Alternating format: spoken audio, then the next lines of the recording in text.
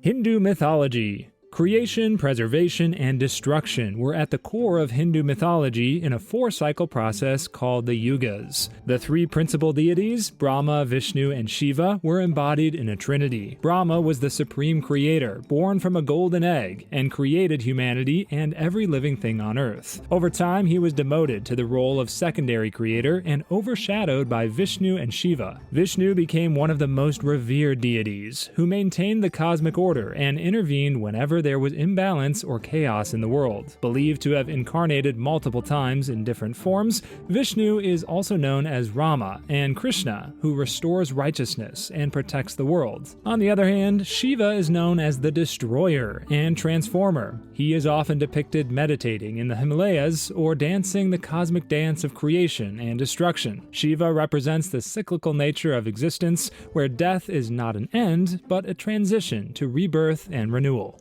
Slavic mythology. At the center of Slavic mythology is the god Perun. The most powerful deity, he is the reigning god of the heavens and the god of thunder, lightning, and storms. Perun was a powerful and fierce warrior who protected the people from evil forces. Veles, the god of the underworld, is often said to be the second most crucial god in Slavic mythology and is depicted as the mythical enemy of Perun. He is known for trickery and mischief. The myth itself is the story of Perun chasing a serpent, Veles, who manages to trick him and escapes while transforming into various animals. The belief is that Perun decided not to kill Veles, but to send him to the world of the dead, where he truly belongs. Then there is Mirena, the Slavic goddess of winter, death, witchcraft, and nightmares. She appears mostly as a pale and haunting figure and is associated with cold and desolation. She is often depicted alongside an ogress called Baba Yaga, who is a witch that rides on brooms and mortars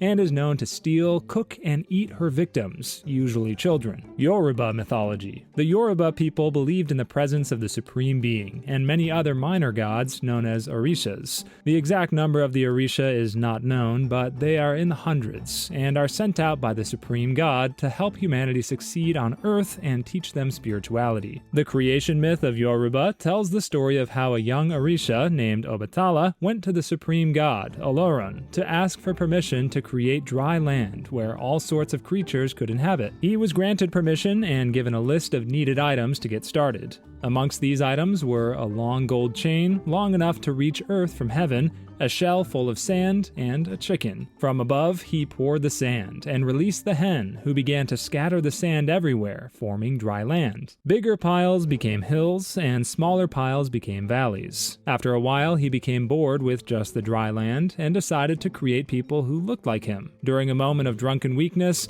Obatala formed many imperfect figures and breathed life into them. When he realized what he had done, he swore never to drink again, and vowed to take care of those deformed, earning him the title Protector of the Deformed. Abrahamic mythology. Abrahamic mythology refers to the religious narratives and beliefs of the three major monotheistic religions: Judaism, Christianity, and Islam. Abraham is the heart of this mythology, a pivotal figure revered as the patriarch and ancestor of these faiths. In the Abrahamic tradition, Abraham is depicted as a righteous and faithful servant of God who entered into a covenant with the divine. According to the myths, God promised Abraham numerous descendants and a land of inheritance. These narratives' central themes are Abraham's unwavering faith and obedience to God's commands. One of the most significant stories in Abrahamic mythology is the binding of Isaac, known as the Akedah in Judaism. God tests Abraham's devotion by commanding him to sacrifice his son Isaac. At the last moment, an angel intervenes, sparing Isaac's life and affirming Abraham's faith. In Judaism, Abraham is revered as the first patriarch and the founder of the covenant between God and the Jewish people. His descendants, through his son Isaac and grandson Jacob, became the 12 tribes of Israel. In Christianity, Abraham is respected as a model of faith and obedience, and his covenant with God is seen as a precursor to the new covenant established through Jesus Christ. In Islam, Abraham, known as Ibrahim, is regarded as a prophet and messenger of God, revered for his monotheistic beliefs and submission to divine will. The story of Abraham is prominently featured in the Quran, and Muslims believe that he played a crucial role in the construction of the Kaaba in Mecca. Mayan mythology. The core belief was that humans were put on Earth to nourish the gods, and for the gods to continue showering blessings, they sacrificed humans and animals in massive rituals as offerings to gods. They had a god for every event, and therefore had rituals for many things. There was a ritual for prosperity, one for healing, another for fertility and rain, and so on. Male children between the ages of 3 to 11 were thrown alive into sacred sinkhole caves, known as cenotes, as a petition to the gods for rain and fertile fields. Mayans believe the world was created through a series of trials and experiments. The first round of experiments was a race made out of clay, but they melted into the water. The next race of people, made of wood, were dull, spiritless, and easily destroyed by fire. And then finally, the gods mixed yellow and white maize flour for the third attempt and made the first fathers from the dough. There was the belief in three cosmos consisting of a 13-layered heaven stacked above the earth. The earth, sandwiched between heaven and a 9-layered realm called Xibalba, rested on the back of a turtle floating in the ocean. These realms are interconnected through a giant tree, whose roots reach into the underworld and its branches stretch to the heavens. The gods and the souls of the dead traveled between worlds along this tree. Sumerian mythology. Sumerian mythology centered around a pantheon of gods and goddesses who resided in heaven but still coexisted amongst humans. The gods in the pantheon were divided into various groups according to their powers and responsibilities. The pantheon consisted of the 7 gods that determined destinies, with An being the most powerful god of heaven, Enlil, the storm and wind god, Enki, the water god, Ninhursag, the goddess of fertility and earth, Nanasin, the god of the moon, and Utu,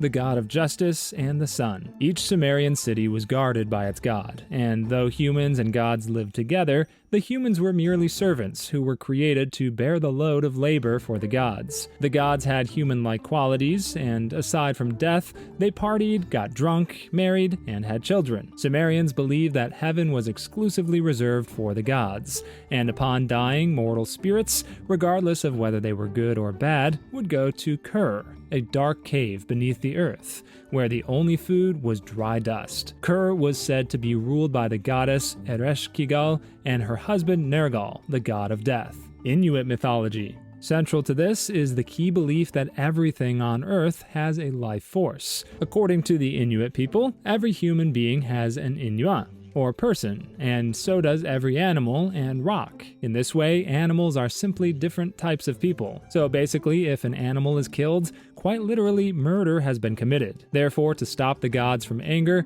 rituals and proper burial rites were followed strictly, and if done wrongly, the animal would become a vengeful and angry spirit that would cause havoc for the tribe. If an Inuit hunter kills a polar bear, it is important to hang its skin up for several days, while the severed head must be placed in the direction of the body. They believed that this would aid its reincarnation into another human or animal. The closest thing to a god for them was Sedna, the sea goddess. She was initially the daughter of a chief and the most beautiful woman in the tribe, with long dark hair. Her father, like all chiefs, tried to marry her off to the highest bidders from other tribes, but she refused and, in protest, got married to a dog. In outrage, the father forced her onto his boat, paddled out into the sea, and threw her overboard. She desperately attempted to climb back on board, but he cut off her fingers, and the severed digits became the first seals. Sedna drowned and transformed into a vengeful spirit, becoming the guardian of marine life,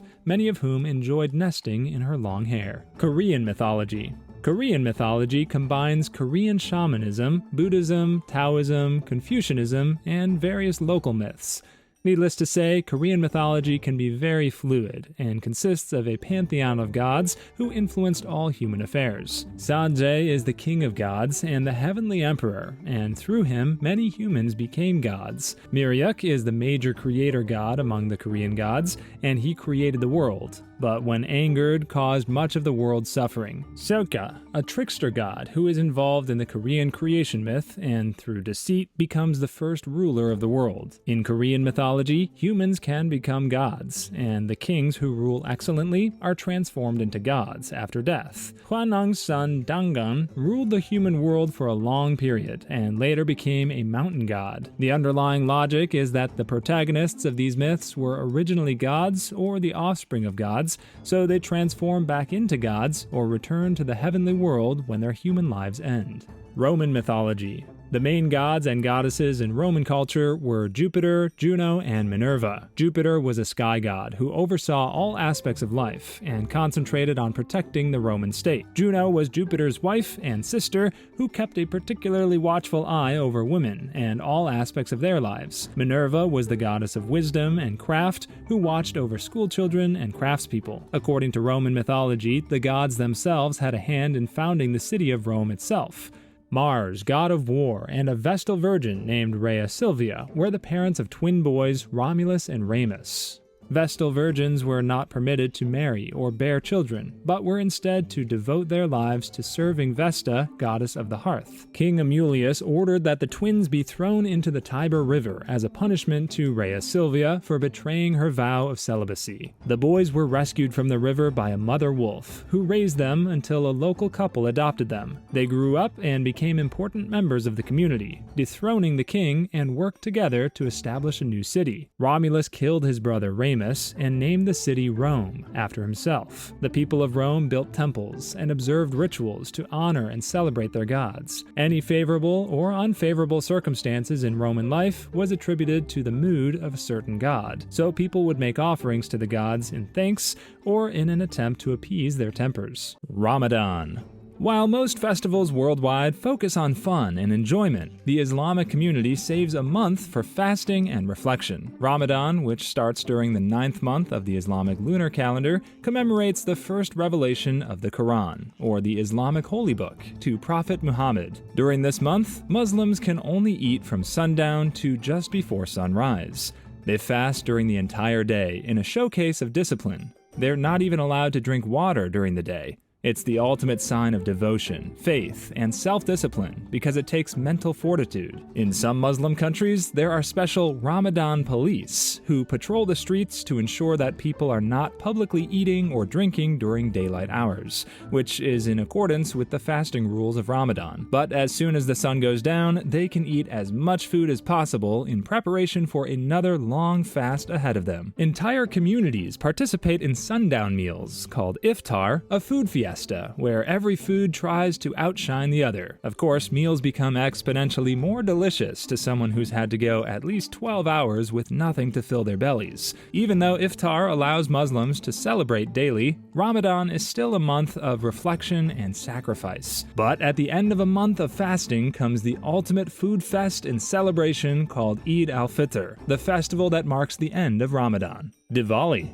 Indians celebrate Diwali, the Hindu festival of lights, in October or November, depending on the lunar calendar. This celebration combines Christmas, New Year's, and the 4th of July into one massive event. It celebrates Lord Rama, the hero in the story, defeating the demon king Ravana. Villagers light his path as he returns home to his wife, Sita Devi, after 14 years in exile. Families all over the country get together to decorate their homes with lights brighter than the entire city of New York, turning entire towns and villages into the largest disco floor. But the fun part is the fireworks display, because the sky becomes a painting full of colorful lights. Even the stars don't shine as bright as the fireworks, turning the night sky into daytime. Many Indian households and businesses settle old debts and loans in preparation for Diwali. This practice stems from the belief that clearing away financial obligations before the new year begins can bring good luck and prosperity. Day of the Dead. While most countries commemorate their dead relatives solemnly, Mexicans take the opportunity to sing and dance in a celebration called the Day of the Dead. Dia de los Muertos takes place from October 31st to November 2nd, but coincides with the Catholic holidays of All Saints' Eve, All Saints' Day, and All Souls' Day. But the Day of the Dead turns cemeteries into festival grounds, full of people in skeleton costumes. Called calacas, these skeletons are not there to spook the children. Instead, they're the Mexicans' way of reimagining their ancestors, coming back to life to have a good time with their loved ones. So even if great-great-great-grandma had a bad back, that won't stop her from returning on the Day of the Dead to party the night out with the young ones. Meanwhile, graves are decorated with traditional paper banners called papel picado. Altars are stacked with the deceased's favorite food, filling the air with sweet scents. Carnival. Carnival is a Brazilian festival before Lent, usually in February or March. It was meant to be a pre-Lent festival, but evolved into a celebratory event that serves as the prelude to fasting and reflection during the Lenten season. This means that Carnival allows every Brazilian to let loose before a period of solemnity. Everyone in the country takes a break to participate in parades of music, dance, and over-the-top costumes with humongous fruits. While Carnival may be fun, it has an odd tradition called Bloco dos Sujos, which means block of the dirty. People cover themselves in mud to symbolize equality. Rio de Janeiro becomes the fun capital of the world during Carnival, filling its streets with colors, feathers, and samba music. The event is so big that people go to samba schools to practice their moves for a year to prepare for Carnival. But the entire event is the Brazilians' way of letting loose once a year before returning to their usual lives. So it makes sense why it's such a huge celebration. Chinese New Year. Although it is celebrated worldwide in places with Chinese communities, Chinese New Year is much more significant in China than in other parts of the world. Also called the Spring Festival, it marks the end of winter and the start of spring and takes place between January and February. In China, celebrations last for up to 15 days. The Chinese usually save all the merriment from Christmas and New Year's Eve to go all out on Chinese New Year. Streets are filled with red lanterns and firecracker surprises, giving Chinese New Year its unique cultural charm. However, people also take zodiac signs seriously during the Chinese New Year because the Chinese believe in the good fortune that could bless them in the next year, depending on their zodiac animal. The zodiac animal associated with the Chinese New Year shapes the traits of the coming year, allowing cultural experts to make predictions. Meanwhile, main streets all over China transform into blood-red roads full of lanterns and other decorations. Red symbolizes good luck and prosperity in Chinese, so it dominates the Chinese New Year. There's even an entire dragon parading the street, but don't worry about the dragon eating all the dumplings, because there's always more food for everyone. Hanukkah. Hanukkah is a festive Jewish event that allows families to light candles in the biggest candle lighting event Jews can participate in. The event commemorates the victory of the Jewish people when they reclaimed the Holy Temple in Jerusalem against the Greeks during the 2nd century. It usually takes place in December, lasting 8 nights, beginning on the 25th day of the Jewish month of Kislev. A candle is lit every night for 8 days on a special 9-branched candelabrum called a Hanukkah. The entire event is not just a way for them to reflect the victory of light over darkness, but also a way for them to let loose. Then there's a gambling game involving a 4-sided spinning top, the dreidel. The Jews use the dreidel in a fun gambling game involving chocolate coins. Each letter of the dreidel is marked with a Jewish letter. Depending on the letter the top lands on, players take or give certain game pieces, usually chocolate coins from a pot. When the Greeks still held Jerusalem, the Jews were not allowed to practice their religion and read the Torah. Children, however, used the dreidel as a cover when they studied the Torah in groups.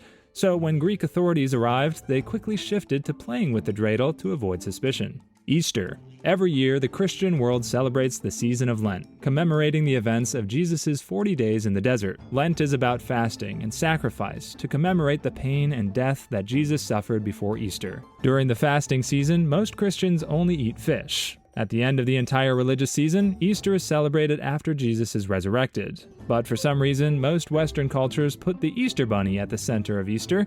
There are different reasons why the rabbit became the Easter symbol, combining pagan, Christian, and German traditions. In simple terms, pagans revered rabbits and had a festival for them during spring, which coincides with Easter. Meanwhile, eggs were forbidden for Christians during Lent, so people boiled and preserved them in preparation for Easter. Finally, the Germans believed that an Easter hare lays eggs for children to find. They all combined to form the Easter bunny tradition, which is far from what Easter should be, but has only made the Easter celebration more vibrant and exciting. But in Finland, kids dress up as Easter witches and go door to door to trade their artwork for sweets, in what seems to be a blend between Halloween and Easter. New Year's Eve. New Year's Eve is a worldwide celebration commemorating the end of the year while welcoming a new year. People all over the globe participate in countdowns, even though they're in different time zones, and celebrations vary across the world. Some cultures focus more on family-oriented feasts, while others fill big city streets with party-like events. A good example is New York's Times Square, where the iconic Midnight Kiss is the grand finale of most rom-com movies during the holiday season. Meanwhile, some places have extravagant fireworks displays to fill the first day of the new year with light. In Spain, people eat 12 grapes at midnight. each symbolizing good luck for every month of the new year. No matter the tradition, the focus is on saying goodbye to the old year and saying hello to the new year. New Year's Eve is also the night when the real MVP, the New Year, New Me resolutions, take place. It's the time of year when millions decide to spend on gym memberships, only to never return after a week. Whatever the case, the event allows people to reflect on old habits to become better people. Halloween. Halloween is similar to the events and celebrations that allow cultures worldwide to pay respect to their departed loved ones. It takes place on October 31st and is a fun and spooky event that is a prelude to the more solemn events happening on the 1st and 2nd of November. The event originated from the ancient Celtic festival of Samhain, which marked the end of the harvest season and welcomed the winter. The Celts believed that Samhain blurred the boundary between the living and the dead, allowing spirits to roam free on Earth. As Christianity spread in Europe, the festival evolved into Halloween. But in Western worlds, Halloween is the one night of the year when people can dress up in various costumes without getting judged. Typically, the goal is to look as scary as possible. However, Western cultures change the concept to encourage people to dress up as anything under the sun. For kids, it's a time to put on their spookiest and cutest costumes and go trick-or-treating, which involves going from one house to another to ask for candy. That's why dentists make a fortune out of this event. Neighborhoods are decorated with spooky stuff, including skeletons, ghosts, and ghouls. Older adults tend to stay home, waiting for kids to knock on their doors. On the other hand, teenagers and young adults usually take over entire houses to party the spook out of Halloween. Songkran. Thailand's Songkran is the country's version of its New Year, which occurs from April 13th to 15th and marks the arrival of the Thai solar calendar's New Year. The event is a celebration of purifying the self in preparation for the new year, and there's no better way to clean bodies and souls than to use water. Songkran is the world's biggest water fight because people have an excuse to splash water on everyone and everything. And yes, you can throw balloons at anyone because that's what Songkran is. Water is weaponized in a fun and spiritual way, allowing kids and adults to have fun while celebrating the coming of a new year. The best part is that no one is safe from H2O's wrath. Locals and tourists alike get wet from head to toe. If you plan to visit Thailand during Songkran, keeping those Jordans in your hotel is best if you don't want them to get wet. But the event isn't all about getting wet. Between water fights, people visit temples and pay their respects to elders. Releasing captive animals, such as birds and fish, is also practiced to symbolize compassion. It's still a celebration of spirituality and tradition, allowing people to reflect on yesterday with a splash of reflection. North Sentinelese Tribe. The Sentinelese tribe is known for its strict isolationism. They often react aggressively to unauthorized intrusions into their territory. In the early 1960s, the Indian government tried to befriend them, but to say it didn't go well would be an understatement. The government declared the island off-limits to protect their sovereignty and keep intruders away, creating a 5-kilometer buffer zone around it. You might think you could ignore this ban and wander onto the island, but that would be a terrible idea, as anyone who has ever tried never lived to tell the story. In 2006, 2 Indian fishermen who had been illegally fishing for crabs moored their boat near the Sentinelese island and fell asleep. The boat broke loose and drifted onto the shores of the island. They were set upon by the tribe's warriors and axed to death, their bodies strapped to bamboo sticks facing the sea as a warning to others. In 2018, another incident occurred, and this time it was an American missionary who was killed. He illegally traveled to the island with the intent of converting them to Christianity. The Sentinelese tribe issued warnings on 4 different occasions, but he persisted in attempting to make contact, which ultimately led to his fatal encounter. His dead body was seen dragged up and down the shore by the tribe's warriors. The Sentinelese people have made it clear that they do not want contact with outsiders, and their reactions are based on a desire for isolation and self-preservation rather than inherent danger. Any contact could mean the extinction of their people, as they have no immunity against diseases like flu and malaria. They shoot arrows at helicopters and approaching boats, so if you're ever thinking of visiting, chances are there's already an arrow waiting for you. Sand Tribe. The Sand people, also known as Bushmen, have existed for over 20,000 years. They're descendants of the early Stone Age ancestors and the first dwellers in South Africa. Famous for their hunting skills, they are nomads who move from place to place and live under rocky overhangs, mountains, and caves. The Sandmen are also formidable trackers who can follow the trails of any animal across virtually any surface. They hunt animals with poison-tipped arrows, obtained from the larvae of small beetles, snake venom, and plants. However, despite their extensive knowledge of herbs and toxins, the Sands are still vulnerable to the poison. So when consuming the meat from the dead animal, the area where the arrow struck is always cut out and thrown away. The Sand tribe believes in the supremacy of a powerful god called Kagan, who can assume many forms, including the praying mantis, a snake, and a vulture. They also worship the moon and pay homage to their ancestors through offerings and sacrifices. Europeans during the war significantly reduced their numbers, fighting them with horses and firearms. The Sand people were vastly outnumbered, and although they were very courageous, did not stand a chance against the Europeans. However, they still chose to fight to the death instead of capture and slavery. Their way of life was strongly altered by colonialism, and they were no longer given the privilege to roam freely and hunt like they did in the past.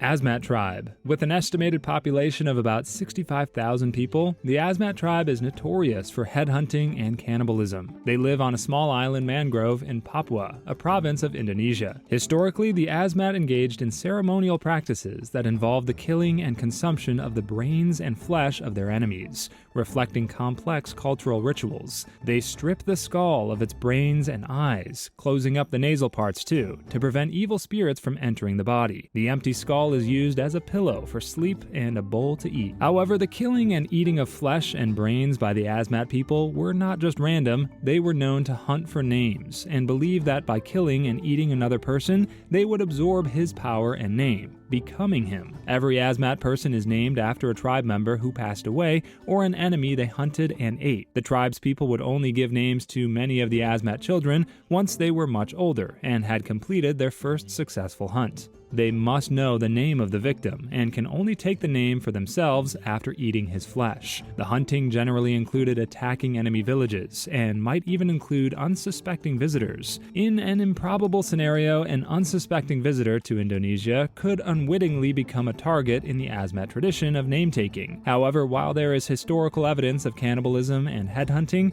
these practices are no longer a representation of the Asmat people today. The Asmat people also believe they come from wood and hold the forest sacred. Since ancient times, they have carved wooden relics, including detailed statues and sculptures with incredible craftsmanship. Asaro mudmen. Not all indigenous tribes are deadly killers, but this particular tribe located on the New Guinea island certainly looks the part. However, looks can be deceiving, as the Asaro mudmen, or the Halosa, which translates to ghosts, are peaceful people. However, seeing them for the first time might make one scared, because they cover themselves from head to toe with gray mud and wear demonic-looking clay head masks. They elongate their fingers with bamboo sticks and move in a slow single file to a rhythmic pattern that can be likened to a spiritual dance. The truth is they look this way to intimidate and scare their enemies, to avoid war and conflict. Why go to war when you could scare them to victory? The Asaro mudmen adopted this look when attacked by another enemy tribe. During the attack, they hid in the Asaro River, and when they came out, were covered from head to toe with gray mud. The attackers saw them and fled in fear, believing they were the ghosts of past Asaro people they killed. The Asaro people realized this was a great and intelligent way to avoid conflict and war, so they continued the practice. The masks are made by a skilled craftsman who ensures they are all unique and different. Some have horns, tusks, and fangs,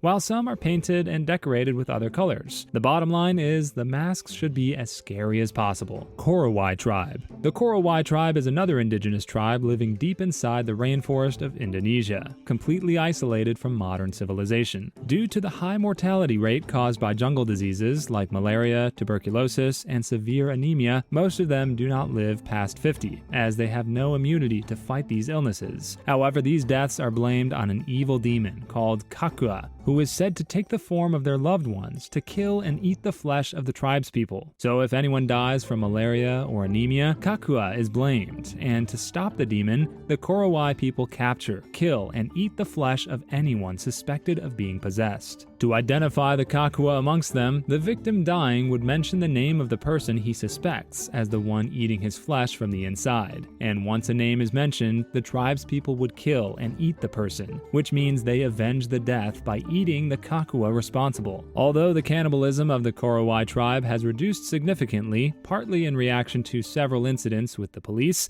it is believed that many of the tribe's people are still murdered and eaten each year. Huaorani tribe. In 1956, 5 evangelical Christians from the United States journeyed to the depths of the Amazon rainforest in search of the Huaorani people. The Huaorani tribe, located within the Ecuadorian Yasuni National Park, had never been contacted. Still, these men decided the best thing to do was to journey from America and introduce a new god to them. The contact was complex, and there were a lot of misunderstandings on both sides. Although the Christians offered gifts to the tribe when they arrived, and the tribe's people collected the gifts with fear, but mostly excitement, they were all still brutally speared to death at night by the tribe warriors. A search party found their dead bodies floating on the banks of a river. Nobody knows the exact reason for the sudden hostility, but it is speculated that the 5 men had set up camp too close to a Huaorani settlement. The Huaorani people are fiercely territorial, attacking anyone who tries to enter their lands, including other Huaorani. They maintain a solid in-group-out-group distinction between relatives of the tribe and other people unrelated to them, and have been known to kill plantain workers and explorers who come too close. The tribe's primary source of survival is hunting monkeys and other small animals with spears and blowguns. Tree climbing is a vital skill for hunting monkeys,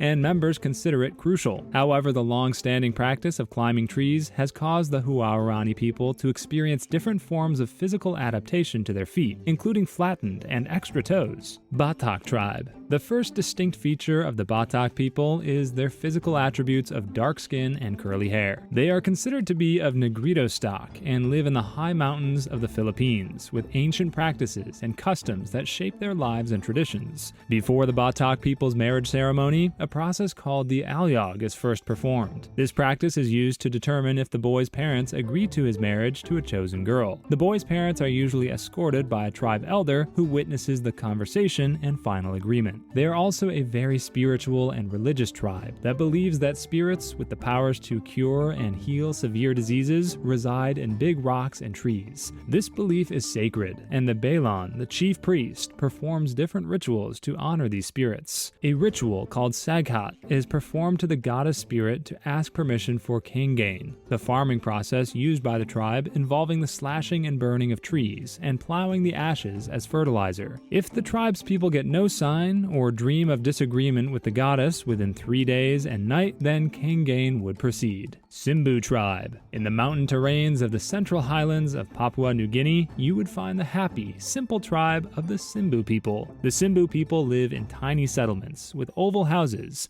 low thatched roofs, and flattened reed-woven walls. The men stay together in one communal house, while the women, children, and pigs live separately. They do not have much and rely on hunting for survival. Pigs are their most prized possessions and are used in exchange for marriage ceremonies and death rituals, and as push gifts to thank the woman after childbirth. Another distinct practice among the Simbu people is a pig-killing practice known as Bugla Ingu. In this ceremony, thousands of pigs are killed, cooked, and distributed amongst the different tribes as a form of exchange ceremony to maintain good relationships and peace. Akuntsu tribe. The peaceful Akuntsu tribe hasn't been heard of in many centuries, but with only 4 members left, they may soon go extinct. Originating from Rondônia in Brazil, the Akuntsu people speak a unique language that sounds unlike anything you've ever heard. Tragically, Brazilian cattle ranchers in the 1980s perpetrated a massive massacre that almost completely wiped them out. The reason for this attack was that the cattle ranchers believed that if contact was made through the official channel, their forest would be turned into an indigenous reserve and closed off to loggers and cattle ranchers. The government made official contact with them in the 1990s, and it was discovered that only 7 members of the Akuntsu tribe survived. Only 2 men, 3 women, and 2 young girls were left, but eventually the oldest member and tribe shaman died during their sleep. In 2000, a tree fell on one of their homes, killing the youngest girl. The remaining 4 members are the last known survivors of their people. Agori tribe. The Agori tribe, numbering around 70 members and based in Uttar Pradesh, India, practices a distinct and intense form of Hinduism, which includes unique post-mortem rituals that significantly diverge from mainstream practices. While we hold simple burial rituals, the Agoris take it a step deeper by smearing ashes all over their bodies, dwelling in the cremation grounds, and eating the flesh from the dead bodies. They use human bones to make skull caps and jewelry and believe many of their practices have healing powers. The Agori of the present trace their origins to Baba Kinaram, who was said to have lived for 150 years and died in the second half of the 18th century. He is regarded as an incarnation of Shiva, and his birth is marked by several miraculous signs, including the fact that he was born with a complete set of teeth, a rare phenomenon and a sign of spiritual power. Following his birth, Baba Kinaram, revered in Agori tradition, did not cry or consume his mother's milk for 3 days. On the 4th day, his family was visited by 3 monks, believed to be incarnations of the Hindu gods Brahma, Vishnu, and Shiva, marking a significant turning point in his early life. After the visit, he cried and accepted his mother's milk. The Agoris are the holy men of death, who live on the edge of life and death and live in isolation from modern society. Jarawa tribe. The Jarawa people, with a population of 270, are amongst the last mainly uncontacted tribes in the Andaman Islands, which are located in the Indian Ocean. They are nomadic and move from place to place, surviving through hunting boars and fish. They supplement their meal with the fruits and vegetables harvested from their current environment. Most ancient tribes were mainly nude, but the members of the Jarawa tribe were always naked and adorned themselves with objects like flowers, painted plastics, and shells from nature. Clay is sometimes spread on the body and used to design and engrave patterns. Honey is another excellent food source for the Jarawa people, and both men and women collect wild honey from lofty trees. During the honey collection, the members of each group will sing songs to express their delight, and the honey collector will chew the sap of leaves from a bee repellent plant such as Uyakwalan. Once this is done, the Jarawa can cut the bee's nest, which they will put in a wooden bucket on their backs and start the journey home. The Jarawa people strongly believe in the cycles and phases of the sun and moon, and often use their movement across the sky to judge the success of their hunts.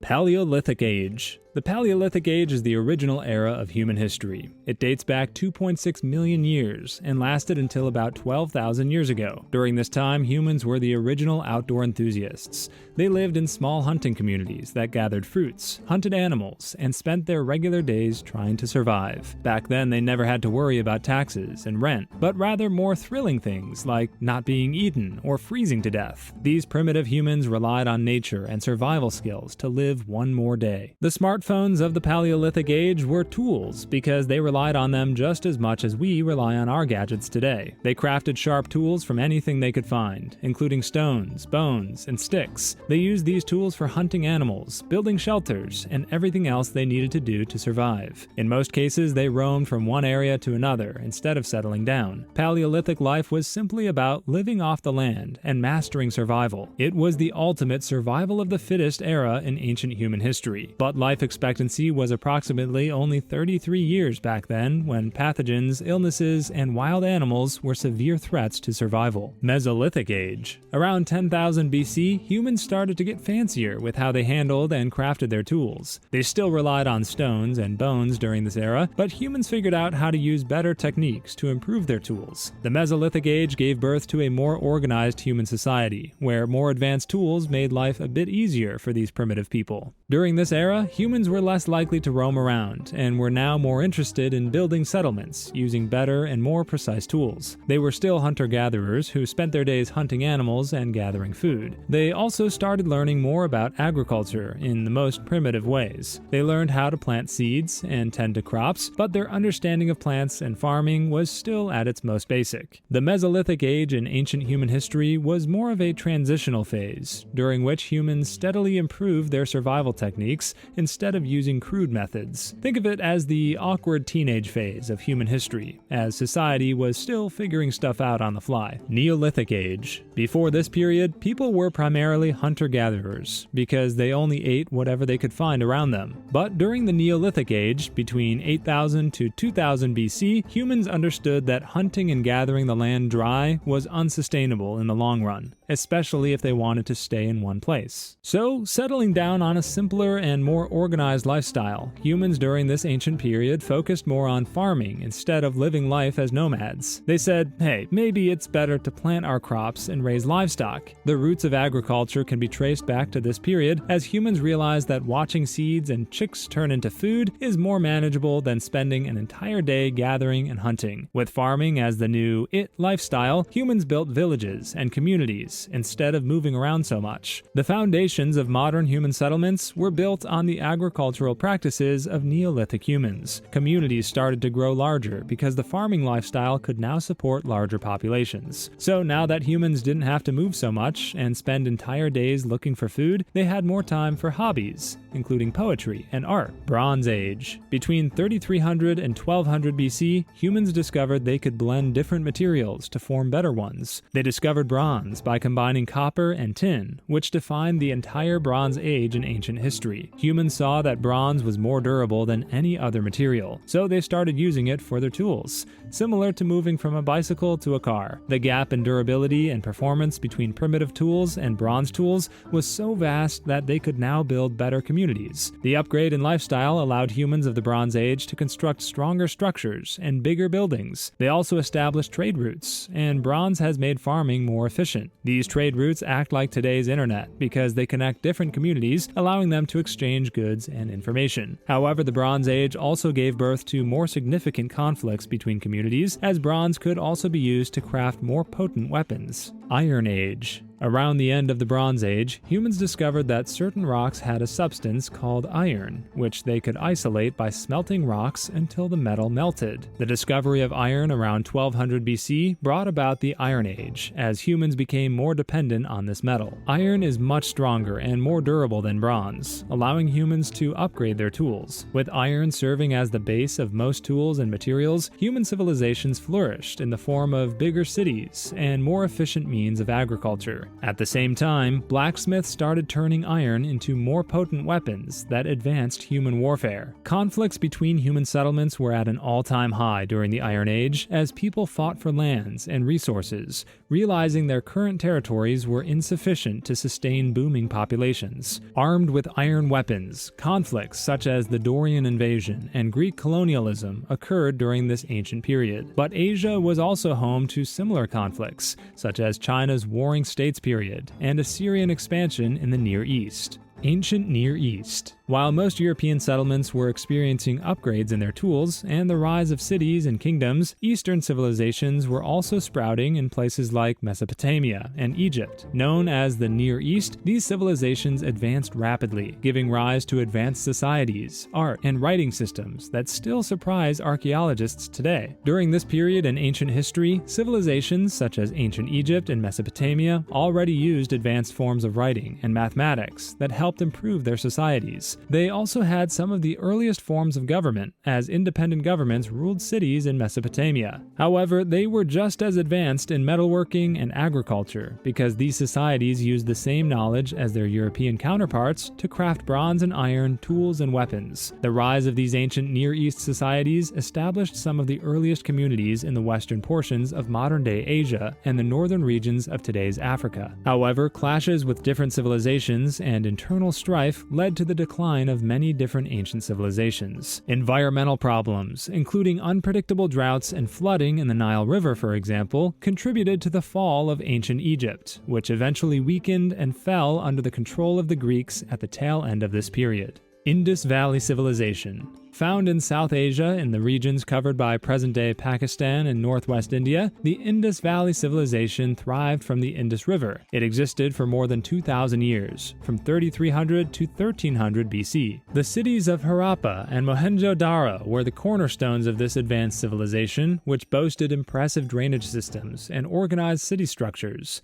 The people of this civilization were primarily farmers and artisans, but also engaged in commerce with other civilizations, such as Mesopotamia and Egypt. But 600 years before its eventual decline, the Indus Valley civilization suffered from environmental changes and degradation from unsustainable farming practices. Floods and droughts also disrupted livelihoods, weakening the civilization enough for invasions. The migration of Indo-Aryan speaking peoples from Central Asia was also theorized to have caused cultural problems, leading to internal conflict and destabilization. Toward the end of the civilization's lifespan, Harappa and Mohenjo-Daro declined as people abandoned the urban centers for reasons that are still unclear. By 1300 BC, the Indus Valley civilization had fallen, with little to no evidence that outsiders had invaded it. Classical antiquity. Concepts such as democracy, art, and philosophy have roots that can be traced back to classical antiquity, which is associated with the ancient Greek period. From 800 to 146 BC, the ancient Greeks flourished in city-states like Athens and Sparta, exchanging different ideas and principles. Ancient Greece was like a garden with different city-states acting like flowers, each with different societal contributions. Sparta was known for its athletic and military values, whereas art, culture, academics, and philosophy flourished in Athens. Sparta's King Leonidas famously led 300 Spartan warriors to defend Greece against the Persian invasion in 480 BC. Meanwhile, figures like Socrates, Plato, and Aristotle nurtured the seeds of learning in Athens. Classical antiquity also led to numerous advancements in city building and engineering, including the construction of better roads, aqueducts, and bridges. But internal conflicts between city-states acted as weeds that ruined this garden. Sparta and Athens engaged in an armed conflict known as the Peloponnesian War, ultimately weakening the two most prominent Greek cities of that time. Other city-states like Thebes and Macedon rose to power due to the internal conflicts. Alexander the Great ultimately conquered Greece, marking the beginning of the end of this ancient civilization. After Alexander's death, Greece fell under Roman rule, ending the civilization's most significant era.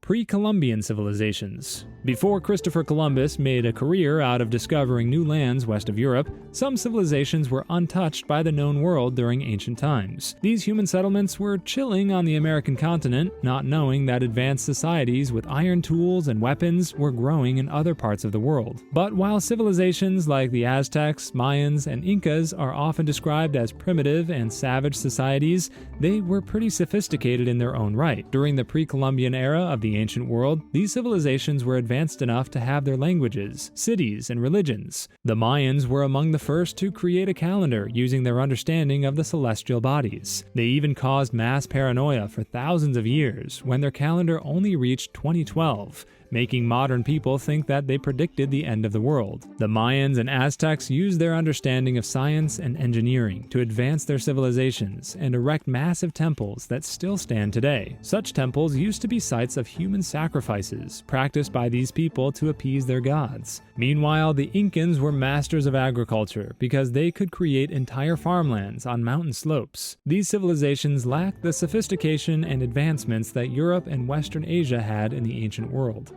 Ancient Rome. Right around the end of the ancient era, ancient Rome rose as the big shot of the ancient world, ruling over most of the known world in Europe for around 1,000 years. Ancient Rome started as a small settlement until the Romans became ambitious enough to build a vast empire by conquering neighboring lands and annexing territories worldwide. Ancient Rome was one of the earliest civilizations to adopt the concept of the Republic, which ultimately became one of the fundamental forms of government in the modern world. But Rome eventually transitioned into an empire, so ambitious that the Roman emperor's influence reached territories in Eastern Asia and Northern Africa. Jesus Christ was born when the Roman Empire occupied present-day Israel. But while the ancient Romans were proud warriors who understood modern warfare concepts, they were also artists. Their advanced understanding of architecture and engineering allowed them to build the Colosseum, the home of epic gladiator fights and chariot races. Rome, however, was too big for its own good, leading to its eventual fall due to internal conflicts and political wars, including the murder of Julius Caesar. During the 5th century AD, Rome fell when it was finally conquered by a Germanic warlord named Odoacer. The fall of the Roman Empire marked the end of the ancient world, leading to more advanced independent countries and kingdoms during the Anno Domini period.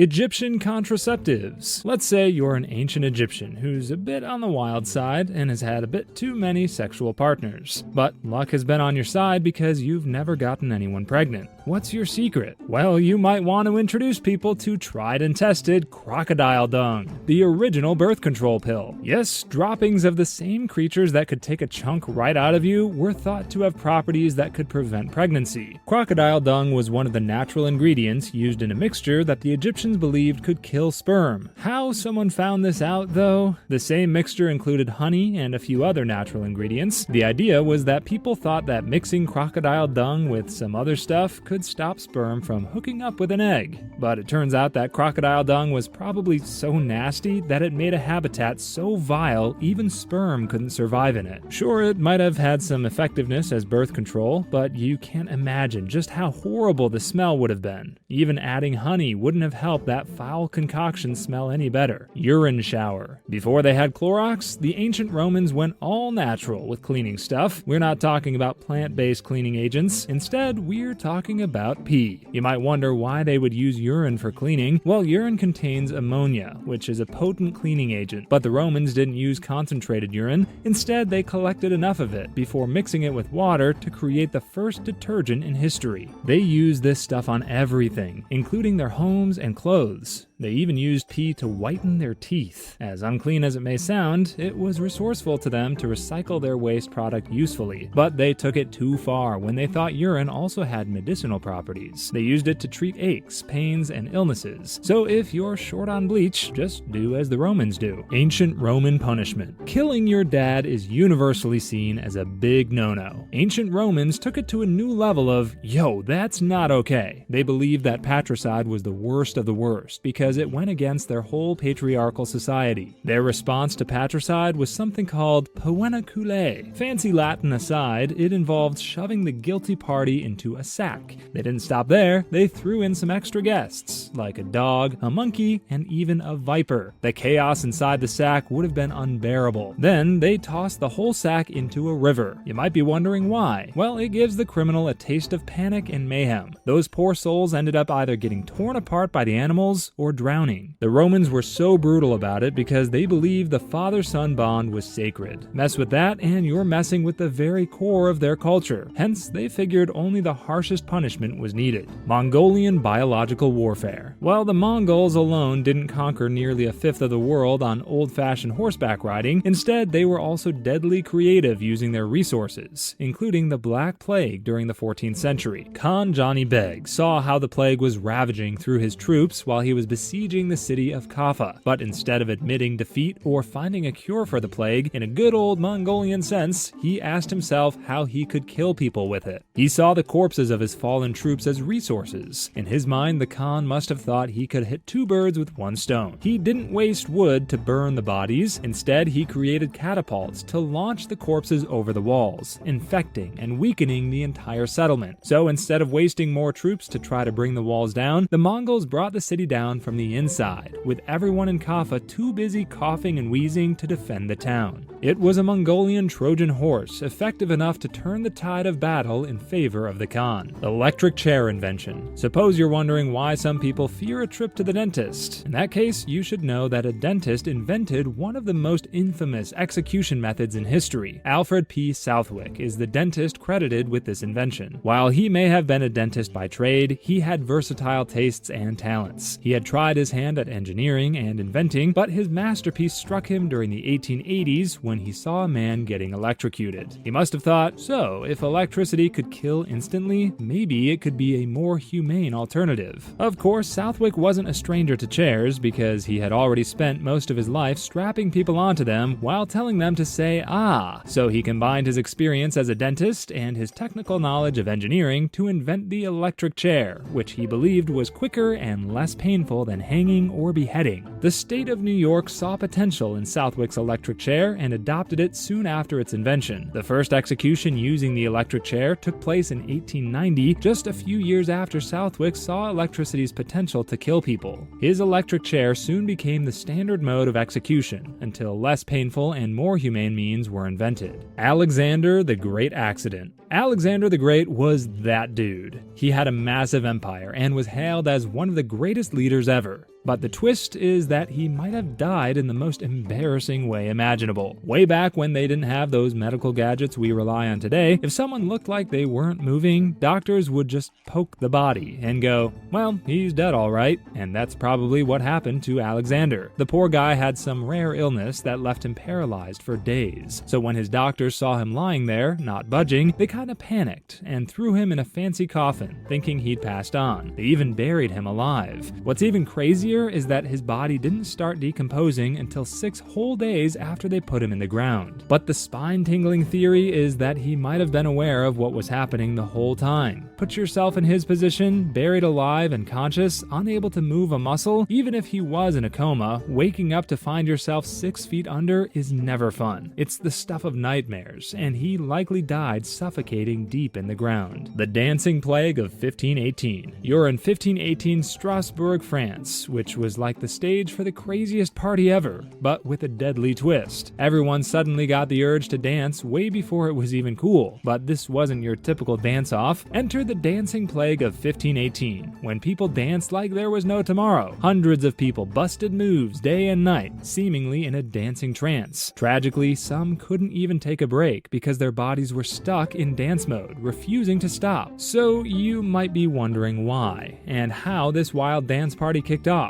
Well, no one's got a clear answer. Some say it was stress, or maybe some religious fervor, but the most popular theory is that their bread got a bad fungus called ergot. This stuff can make you see things and move weirdly, almost like dancing. People dance themselves to their deaths. They say anywhere from 50 to 400 people perished during this bizarre event, and the twist is that there was no cure. It just vanished as mysteriously as it began. The beer flood. London back in the 1810s was full of life and alcohol, especially because of its love for beer. Mew and Company Brewery were some of the heroes behind much of the brew flowing through the city at the time, but then in 1814, disaster struck. One of their colossal beer vats decided it had enough and burst open, unleashing a whopping 610,000 liters of beer onto the streets of London. Chaos ensued, especially in the working-class neighborhoods that got soaked. The force of the beer was insane, enough to take down a whole building. People were scrambling to save themselves, while some opportunistic folks with a bit of liquid courage might have seen it as a beer run, collecting enough beer to get drunk for days. But this was a serious event that caused tragedy. 8 people lost their lives by drowning, getting hurt in the chaos, or from alcohol poisoning, and the brewery had to pay a hefty $1.5 million to clean up their mess and repair the damage. Egyptian mourning cats. You've seen those funny cat videos trending all over the internet. Well, our obsession with felines isn't exactly new. In ancient Egypt, people were head over heels for cats, worshipping them alongside their gods. While we might shed a tear or two when our beloved Fluffy crosses the rainbow bridge, the ancient Egyptians took it up another level. They didn't just mourn, instead they mummified their cats, ensuring their furry friends had a comfy journey to the afterlife. They even shaved their eyebrows to show they missed their whiskered companions. But you can't blame them, because cats in ancient Egypt weren't just pets, they were practically royalty. Cats were associated with Bastet, the goddess of home, fertility, and cats. So imagine having a literal god in your living room, purring away on your couch. Medieval animal trials. When our dogs eat our shoes or do something naughty, they get a slap on the wrist in the form of a scolding. But in medieval times, telling a pet, "No, bad Milo," wasn't enough to discipline these animals. In Europe, sometime between the 13th and 17th centuries, animals were tried in court for crimes, just like how we sue people. Pigs and rats were the most common animals on trial because they ate crops and harmed children. But cats, dogs, and insects were also not out of the question. They would even dress Porky in human clothes to make him decent enough to enter the courtroom to stand trial. When found guilty, these animals were punished, often with death. In some cases, the church excommunicated insects. Oh, bugs have been ravaging the crops? Well, you won't see heaven's gates anytime soon. The logic behind this practice was that medieval folks believed that animals were just like people, because they were completely aware that they were committing crimes against the community. So if you think about it, they must have also had lawyers for animals. They probably also had pigs dressed as lawyers. years. Whatever the case, it's hard to imagine what kind of defense a lawyer had to use to acquit poor Porky of his crimes. Greek marriage proposal. You're walking through the streets of ancient Greece, particularly in the cultured city of Athens, but you're surprised when you see a fine young man, apple in hand, yeeting the red fruit over to the hottest woman in the city. Instead of rage, the woman felt happy and suddenly kissed the man, because throwing an apple at a woman in ancient Greece was considered a marriage proposal. Throwing or giving an apple to a woman wasn't just about saying, "Hey, let's grab a coffee sometime." Instead, it was a lot more serious, because apples were important symbols in Greek mythology. Apples are associated with the Greek goddess of love and fertility, Aphrodite, so whether you prefer offering or pitching an apple to your preferred real-life Aphrodite, it's a marriage proposal. If you think about it, that's better than buying a $10,000 engagement ring, but it's important to note that the woman can accept or reject the apple. Rejecting the apple may mean rejecting the marriage proposal, but it's not the end of the world for the budding romance. Maybe she just wants to take things slow. European pet monkeys. Today we have dogs, cats, and hamsters as pets, but in the medieval period, the distinguished gentlemen owned monkeys as their favored household buddies. In medieval Europe, owning an exotic animal represented wealth and status, because most monkeys could only be found in Asia or Africa. So if this rich guy owns a monkey, he's essentially flaunting his money, because he would have had to import his pet from another continent. But there were also times when monkeys were gifts from traders and crusaders, giving these pets to rich and powerful people as gifts. But monkeys weren't just pets kept in cages. Instead, these lords and ladies dressed their little apes in human clothes, allowing them to wear entire suits that make them distinguished young gentlemen. They could also perform tricks, making them the life of medieval parties. Owning a pet monkey, however, was challenging because these guys can be naughty and difficult to work with. But medieval nobles thought that the prestige of owning one outweighed the fact that apes needed a particular type of care.